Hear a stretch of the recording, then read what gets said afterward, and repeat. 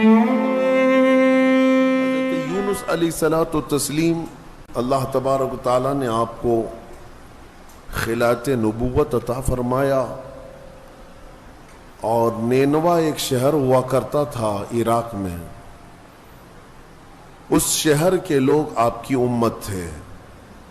حضرت یونس علیہ الصلوۃ والتسلیم اپنی قوم میں تبلیغ فرماتے رہے، لیکن پوری قوم جو ہے بت پرستی کی شکار تھی،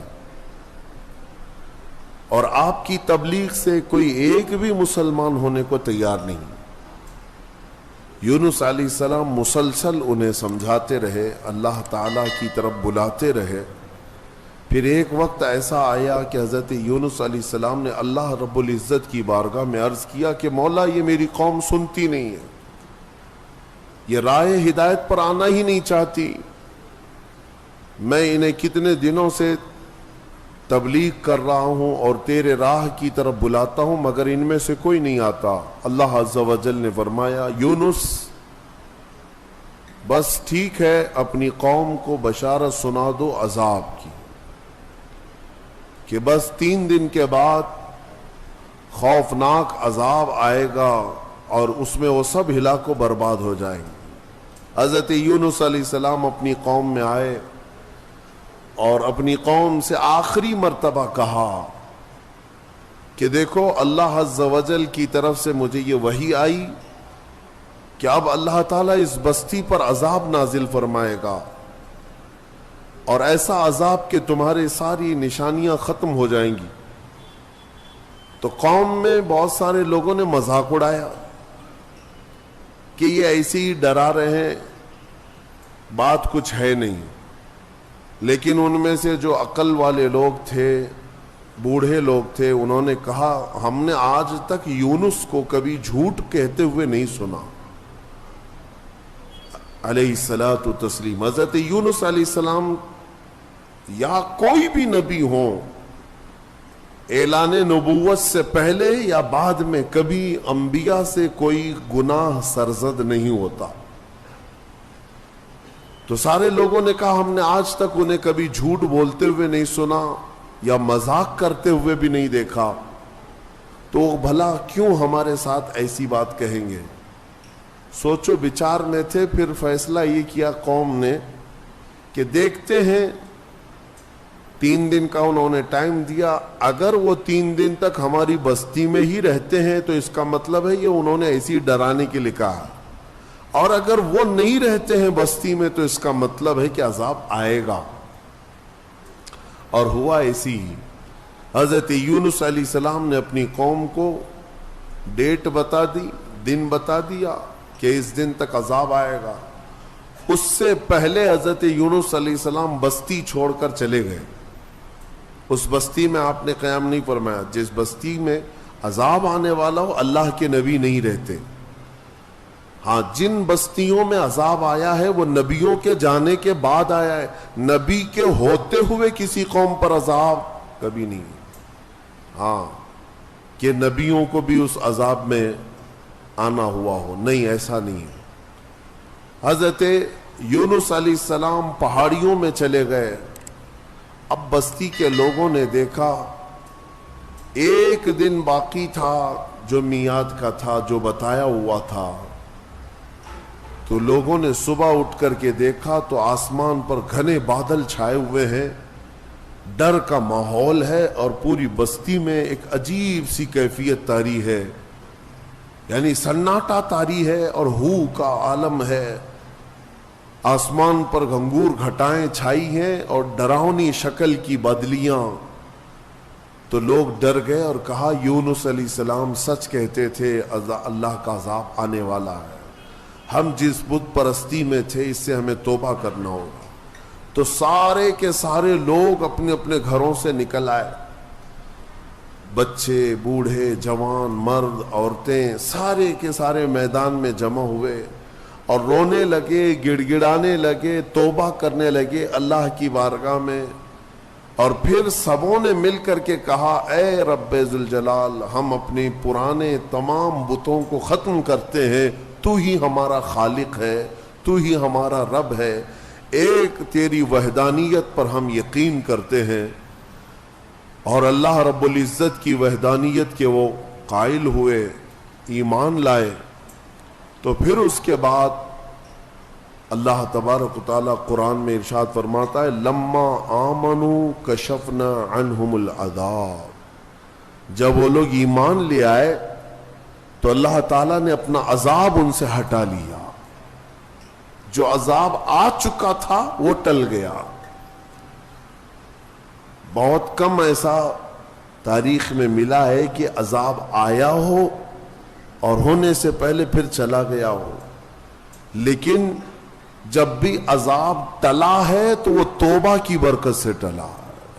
جب قوم توبہ کرتی ہے اللہ عذاب اٹھا لیتا ہے، عذاب کو دور کیا۔ آج ہم نے تلاوت کیا اس میں پارے میں، اب وہ بستی والے سارے کے سارے مومن ہو گئے، ایمان لائے، اور اس کے بعد یونس علیہ السلام تو تھے ہی نہیں بستی میں۔ انہوں نے دیکھا، رات کو وہ محسوس کر رہے تھے کہ عذاب آنے والا ہے، آنے والا ہے، دور بیٹھ کر کے آپ دیکھ رہے تھے، لیکن پھر دن گزرتے ہی عذاب ٹل گیا، آسمان صاف ہو گیا۔ تو حضرت یونس علیہ السلام کے دل میں یہ خیال گزرا کہ اب واپس اگر میں بستی میں جاؤں تو کہیں لوگ مجھے جھوٹا نہ کہیں، میں نے اللہ کے عذاب سے انہیں ڈرایا تھا اور دن بھی بتایا تھا، عذاب نہیں آیا تو کہیں لوگ مجھے جھوٹا نہ کہیں۔ اس لیے یونس علیہ السلام اپنی بستی میں جانے کی بجائے ایک لمبے سفر پر چل پڑے، اپنی قوم کی طرف نہیں آئے۔ انہوں نے کشتی میں سواری کی اور نکل پڑے، ان کا ارادہ تھا بہت دور دراز علاقے میں چلا جاؤں گا۔ اب یہاں پر میں آپ سے بتانا چاہتا ہوں، یونس علیہ السلام نے انتظار نہیں کیا اللہ رب العزت کی وحی کا کہ اللہ کا حکم کیا آتا ہے، اس سے پہلے ہی حضرت یونس علیہ السلام چل پڑے اور کشتی میں بیٹھے۔ کشتی جب بیچ میں دریا میں پہنچی تو رک گئی، چلتی نہیں تھی، یا تو ہچکولے کھاتی یا تو ڈوبنے کے آثار نظر آتے۔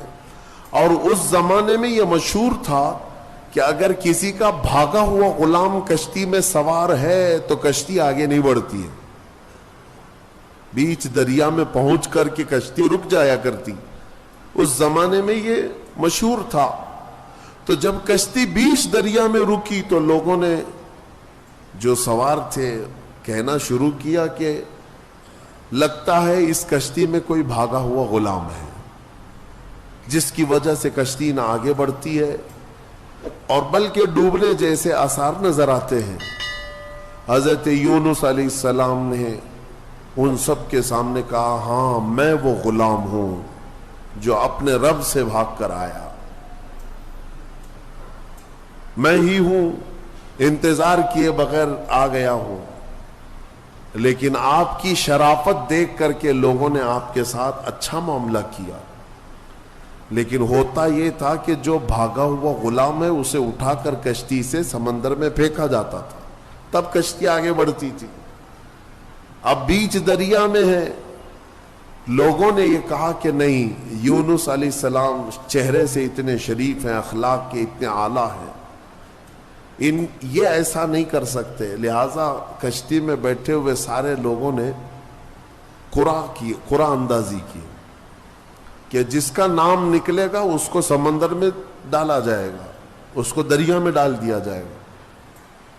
تو قرعہ میں حضرت یونس علیہ السلام کا ہی نام نکلا۔ جب قرعہ اندازی کی گئی ان کا ہی نام نکلا۔ پھر بھی کشتی والوں نے کہا دل نہیں مانتا ہے کہ اتنے اعلیٰ اخلاق والے، اتنے حسین چہرے والے کسی نیک آدمی کو دریا میں ڈال دیا جائے۔ پھر دوبارہ قرآن اندازی کی گئی۔ دوسری بار جب قرآن اندازی کی گئی تو پھر یونس علیہ السلام کا نام آیا۔ تیسری بار قرآن اندازی کی گئی، پھر حضرت یونس کا نام آیا۔ تو مجبوراً سب لوگوں کا اتفاق ہوا، حضرت یونس علیہ السلام کو اٹھا کر کے دریا میں ڈال دیا گیا۔ یہ حضرت یونس علیہ السلام کا دریا میں جیسے ہی ڈالا جانا تھا دریا میں موجود ایک بہت ہی بڑی قسم کی مچھلی نے منہ کھولا اور آپ کو نگل لیا. حضرت یونس علیہ السلام کو مچھلی نے نگل لیا. اب آپ مچھلی کے پیٹ میں چلے گئے، لیکن ایک بات یاد رکھیں، مچھلی کی غذا بن کر کے نہیں گئے تھے آپ کہ مچھلی نے نبی کو غذا بنا لیا ہو، لقمہ بنا لیا ہو، بلکہ مچھلی کو حکم تھا کہ یہ تیری غذا نہیں ہے، بلکہ یہ میرے نبی کی امان گاہ ہے، حفاظت گاہ ہے. اور مچھلی کے پیٹ میں یونس علیہ السلام گھنٹہ، 2 گھنٹہ، 3 گھنٹہ، دن، 2 دن نہیں، 40 دن تک رہے. 40 دن تک مچھلی کے پیٹ میں رہے، اور وہ دریا میں آپ کو لے کر گھومتی رہی. مچھلی کے پیٹ میں اندر رہنا کیا یہ ممکن ہے یا ناممکن ہے؟ میرے عزیزوں، آپ کو حیرت ہوگی، تھوڑا سا آپ مطالعہ کریں اور سرچ کریں تو آپ کو پتا چلے گا. آج کی دنیا میں بھی سائنس میں یہ ریسرچ سے ثابت ہوا ہے.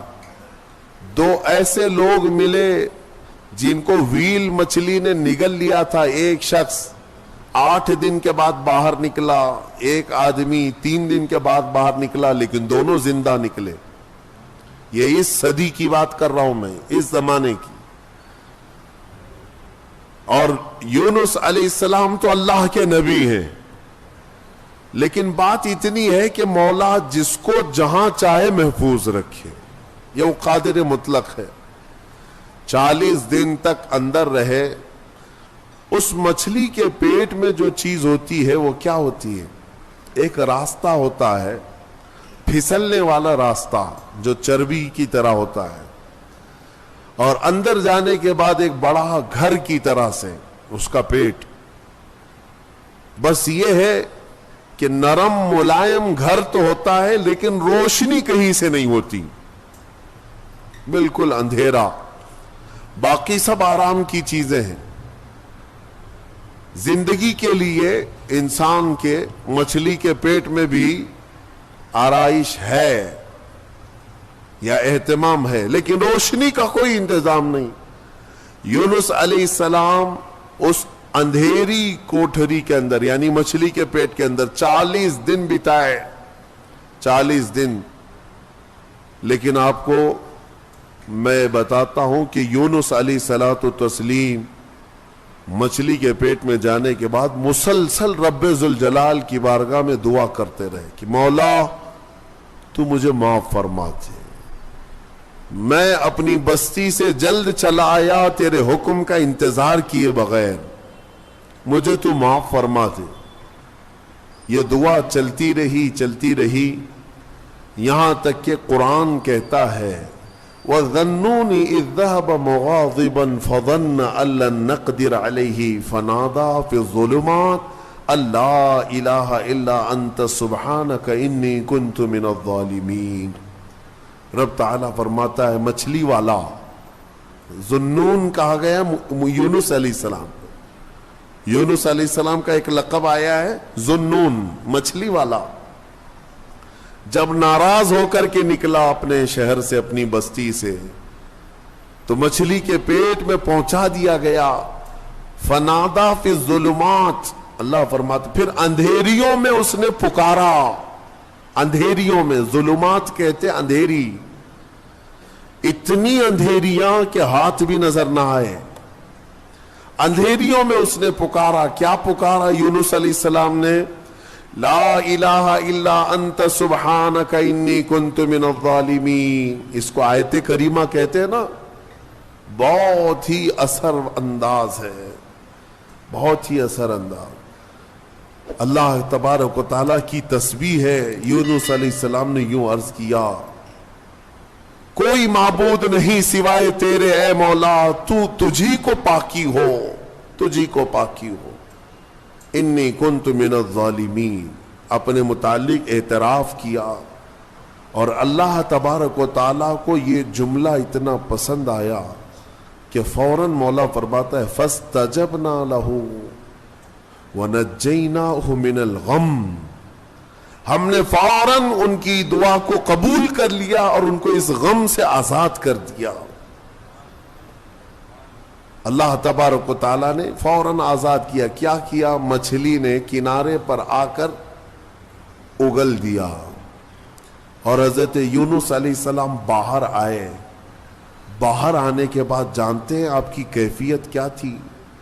ساحل پر آپ لیٹے رہے ایسے کہ آپ ہاتھ بھی نہیں اٹھا سکتے تھے، پیر بھی نہیں اٹھا پاتے، اور جسم اتنا کمزور، اتنا نحیف ہو چکا تھا، پورا جسم سفید ہو چکا تھا، پورا جسم سفید، اور آپ 8 دن تک بے ہوش رہے وہیں ساحل پر، اور اس کے بعد 40 دن تک سوئے رہے وہیں پر، اٹھ نہیں پائے 40 دن تک۔ لیکن رب ذوالجلال نے وہاں پر آپ کا کیا انتظام فرمایا تھا؟ حدیث پاک میں بھی ملتا ہے، آپ کے سر کے پاس اللہ نے کدو کی بیل پیدا فرمائی، کدو کی بیل، اور کدو قریب آپ کے منہ کے قریب آتا، اور آپ بغیر کسی محنت کے اسے کھا لیا کرتے تھے، اور ایک ہرن آتی جو آپ کو قریب سے دودھ پلا کر چلی جاتی تھی۔ آپ کو میں حدیث پاک بتاؤں، حضور پاک صلی اللہ تعالی علیہ وسلم کے پاس ایک صحابی نے کدو پیش کیا، تو میرے آقا صلی اللہ تعالی علیہ وسلم نے لیا اور مسکرایا اور فرمایا، یہ میرے بھائی یونس کا پھل ہے،